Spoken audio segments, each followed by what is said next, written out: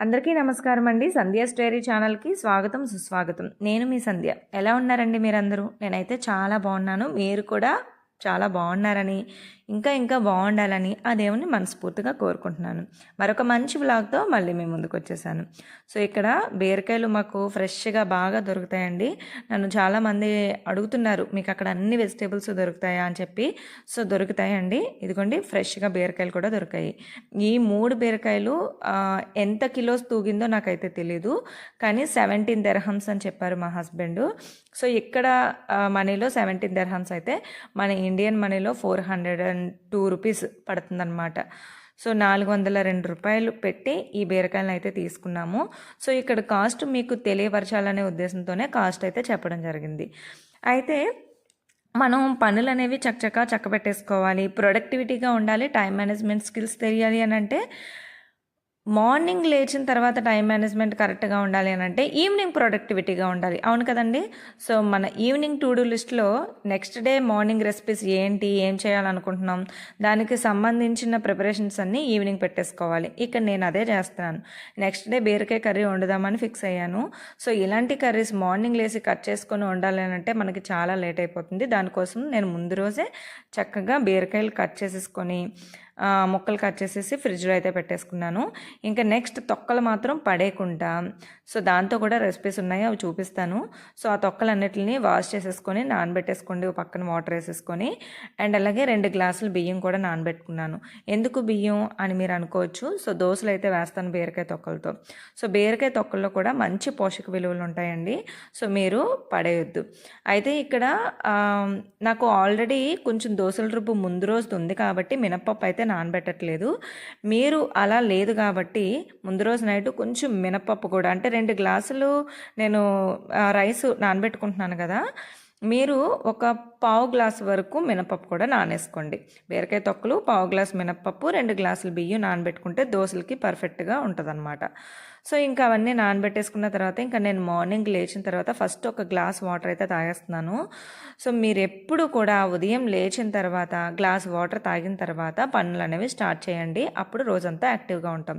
So first అయితే నేను కర్రీకి ప్రిపేర్ చేసేసుకుంటున్నాను. ప్యాన్లో ఆయిల్ పోసేసుకున్నాను.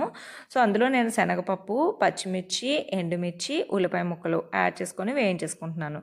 ఈ బీరకాయ కర్రీకి శనగపప్పు వేసుకుంటే కర్రీ అనేది చాలా టేస్ట్ బాగుంటుంది.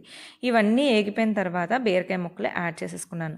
బీరకాయ కర్రీలో కానివ్వండి, ఆనపకాయ కర్రీలో కానివ్వండి, ఇలాంటి కొన్ని కర్రీస్లో మనకి ఎండుమిర్చి వేసుకుంటే టేస్ట్ అనేది బాగుంటుంది. కరివేపాకు ఉంటే కరివేపాకు కూడా వేసుకోండి. నా దగ్గర అయిపోయింది, సో అందుకే నేను వేసుకోలేదు.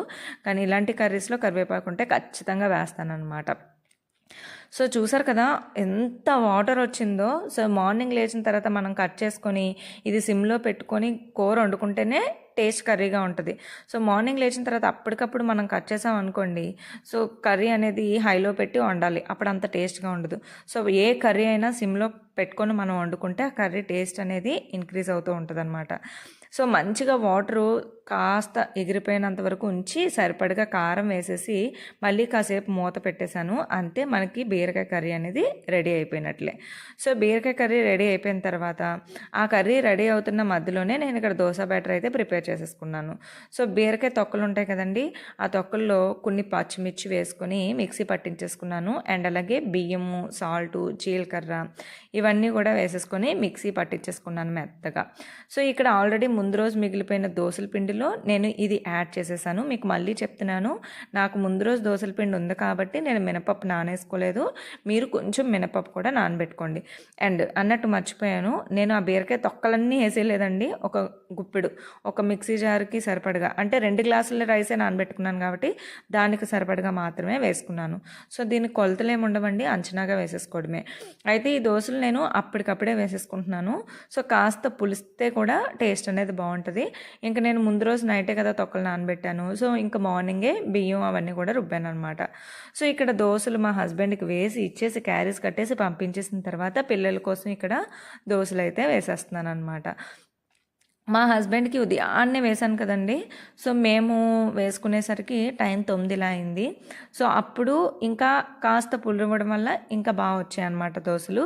ఇంకా ఈవినింగ్ వేసినప్పటికీ ఇంకా చాలా బాగున్నాయి. చక్కగా ఈ దోసల పైన ఉల్లిపాయ ముక్కలు వేసుకొని కూడా మనం మంచిగా వేసుకోవచ్చు. చూసారండి దోసలు ఎంత చక్కగా వస్తున్నాయో. సో ముందు రోజు దోసల పిండి ఉంది కాబట్టి ఇంత కొంచెం కన్నాలు కన్నాలుగా వచ్చింది. అదే అప్పటికప్పుడు రుబ్బుకున్నదైతే జస్ట్ అట్టుల్లాగా వస్తుందన్నమాట. సో దాంట్లో కూడా మనం ఉల్లిపాయ ముక్కలు అన్నీ కూడా వేసుకొని మంచిగా అట్టుల్లాగా కూడా పోసుకోవచ్చు అనమాట. సో దీన్ని నేను కొబ్బరి అండ్ అలాగే పుట్నాల పప్పుతో చేసిన చట్నీతో అయితే నేనైతే తినేస్తున్నాను అనమాట.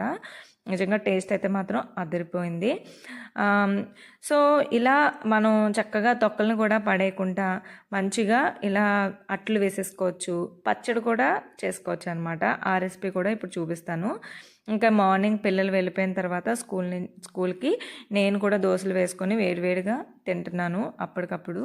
480 రూపాయలండి మన ఇండియన్ మనీలో పెట్టి కొనుక్కున్నాము.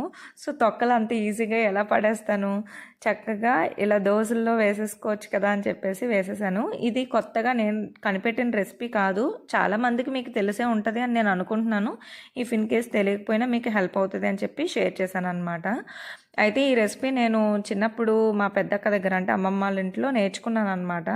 సో బాగా వేసేది, ఎట్లు వేసేది. సో అప్పుడు నేను చూసిందే, నేను అప్పటి నుంచి ఇలా కంటిన్యూ ఫాలో అవుతున్నాను అనమాట. బీరకాయ కూర అయిపోయింది అండ్ అలాగే బీరకాయ తొక్కలతో దోశలు కూడా వేసేసుకున్నాము. ఇప్పుడు నేను బీరకాయ తొక్కలు ఇంకా కొన్ని ఉంచేసాను అనమాట, మొత్తం అన్ని దోశల్లోకి వేయలేదు. ఈ తొక్కలతో మనం బీరకాయ పచ్చడి కూడా ప్రిపేర్ చేసేసుకుందాం. ఓ మై గాడ్, ఒక్క బీరకాయతో ఎన్ని లాభాలా, ఎన్ని ఉన్నాయో చూసారు కదండి. సో వేడివేడి అన్నంలోకి బీరకాయ తొక్కల పచ్చడి కూడా చాలా బాగుంటుంది. ఇఫ్ ఇన్ కేస్ ఒక్కొక్కసారి బీరకాయలు ముదిరిపోతూ ఉంటాయి కదా, సో అలా ముదిరిపోయిన వాటిని తొక్కల్ని కలిపి కూడా మనం బీరకాయ తొక్కల పచ్చడి చేసేసుకోవచ్చు అనమాట. సో ఇప్పుడు బీరకాయ తొక్కల పచ్చడి రెసిపీ అయితే చూసేయండి. ప్యాన్లో సరిపడగా ఆయిల్ పోసేసుకొని కాస్త కాగిన తర్వాత ఒక స్పూన్ వరకు జీలకర్ర అండ్ అలాగే ధనియాలు, కొంచెం కందిపప్పు యాడ్ చేసుకున్నాను. సో నేను అన్ని ఇంగ్రీడియంట్స్ చాలా అంచనాగా వేసేసుకుంటాను, ఇన్ని అని నేను చెప్పలేనండి. అండ్ అలాగే కారానికి సరిపడగా ఒక 3 వరకు నేను ఎండుమిర్చి అయితే తీసుకున్నాను అనమాట. అండ్ అలాగే వెల్లుల్లి రెబ్బలు, ఇవన్నీ కూడా వేసుకొని కాస్త వేగిపోయిన తర్వాత నువ్వులు అనేవి యాడ్ చేసుకున్నాను. నువ్వులు కంప్లీట్లీ ఆప్షనల్. సో కానీ పచ్చళ్ళలో నువ్వులు వేసుకుంటే టేస్ట్ అనేది బాగుంటుంది కదండి. సో లాస్ట్లో చేసి నువ్వులు వేసుకోవాలి, ఎందుకంటే ఫస్ట్లోనే వేసేసుకుంటే అవి నల్లగా మళ్ళీ మాడిపోతాయి, టేస్ట్ చేదైపోతుంది అనమాట. ఇవన్నీ వేగిపోయిన తర్వాత నేను బీరకాయ తొక్కలు అన్నీ కూడా అందులో యాడ్ చేసేసుకున్నాను, కడిగేసుకున్నవే. అంటే ఆల్రెడీ నేను ముందు రోజు నానబెట్టాను కదండి, సో అవన్నీ వాష్ చేసినవే.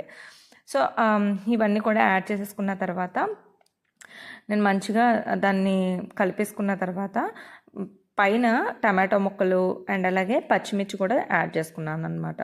సో ఎండుమిర్చి కొన్ని తీసుకున్నాం కదండి, సో పచ్చిమిర్చి కొన్ని వేసుకున్నాను అనమాట. ఒక 4 వరకు వేసుకున్నాను. సో పచ్చళ్ళలోకి కారం ఎక్కువ ఉంటే బాగుంటుంది కదా, కారంగా. సో ఇంకా ఫైనల్గా సరిపడగా సాల్ట్ కూడా వేసేసుకొని మొత్తం అన్నీ కూడా ఒకసారి కలిపేసుకొని మూత పెట్టేసుకొని మగ్గించేసుకోవడమే.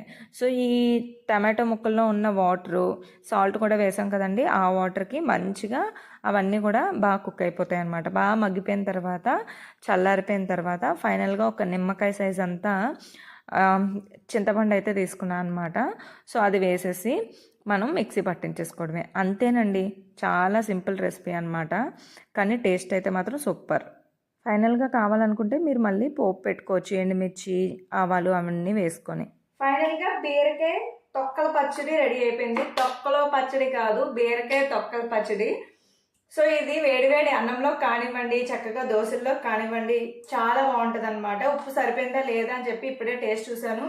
నువ్వులు, ధనియాలు, జీలకర్ర అన్నీ కూడా వేసాం కదా, సో టేస్ట్ అయితే మాత్రం బాగుంది. ఇంకా రైస్ అయితే అవ్వలేదు, ఇంకా కుక్ అవుతుంది. రైస్ అయిపోయిన తర్వాత నేను చూసి ఎలా ఉందో మీకు చెప్తాను. సో టేస్ట్ చూడబోయే ముందు మీకు ఇక్కడ ఇంకొక చిన్న టిప్ ఏంటి అని అంటే, బీరకాయలు ఒక్కొక్కసారి మనం కట్ చేసేటప్పుడు కొన్ని ముదిరిపోయినవి కూడా వస్తూ ఉంటాయి కదండి. సో అలా కొంచెం ముదిరిపోయిన వాటిని కూడా చిన్న ముక్కలుగా కట్ చేసేసి ఈ పచ్చడిలాగా చేసేసుకోవచ్చు. బీరకాయ తొక్కలతో పచ్చడికి షార్ట్ కూడా ఒక వాయిస్ ఓవర్ అయితే ఇచ్చాను అనమాట. సో నేను ఒకేసారి చెప్పుకుంటా ఒక్కొక్కసారి 1కి 10 సార్లు చెప్పాల్సి ఉంటుంది. సో అప్పుడు బీరకాయ తొక్కలతో పచ్చడి, తొక్కలో పచ్చడి కాదు అని చెప్తా ఉంటే మా చిన్నోడు తెగ నవ్వుకున్నాడండి బాబు.